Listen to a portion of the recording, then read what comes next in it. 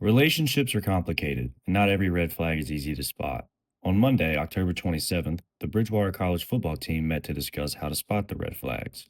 Members of BC United hosted healthy relationship meetings to inform the team what good and bad relationships look like.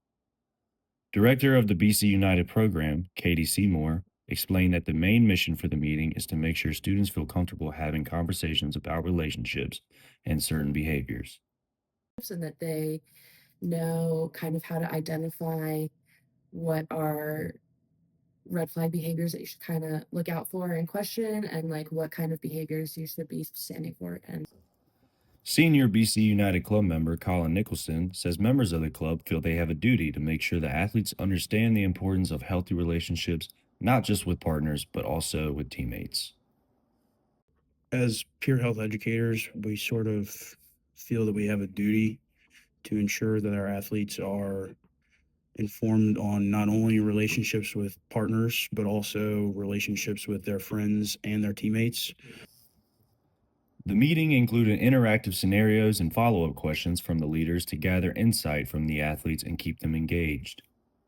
And we always like to foster the idea that there is no wrong answer. Obviously, it has to be within reason, but like, say what you think.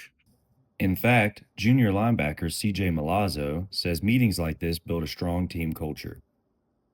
It helps everyone feel heard and understood, and it creates like a sense of togetherness, you know? The meeting also featured clips from TV shows and movies that illustrated unhealthy relationship behaviors. For example, a scene from Friends showed Ross and Rachel struggling with poor communication, which is a theme that extends beyond television. In fact, researchers from Montclair State University explored how young people perceive healthy and unhealthy romantic relationships.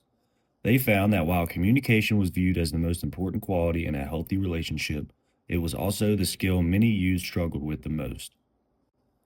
Nicholson explained that the goal is for athletes to walk away with a deeper and more well rounded understanding of the topics discussed. And we put up examples of unhealthy relationships. Like we want people to say betrayal. We want people to say manipulation. We want people to see different things in different contexts, so then they can have a broad understanding of what they're looking at. A dissertation by Keaton Claus Mazuka from the University of Denver discussed the relationship between sports life and romantic life. Muzica stated that a sports relationship conflict occurs when pressure from sports and relationships often clash, causing each to negatively affect the other. The research found that relationship conflict can increase the likelihood of burnout, especially when the athlete already feels pulled in many directions. However, senior football player Evan Welsh says sports have always been a distraction from outside issues. I did not. Typically, sports has always been like a good distraction from any problems I had outside of it.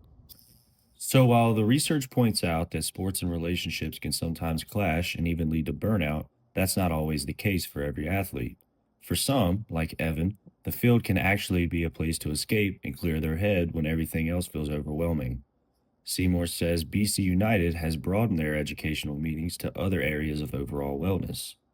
had in the past couple years, we've had nutritionists come in to speak to people. We've had counseling and like some coaches who specialize in psychology talking about like performance anxiety, managing stress.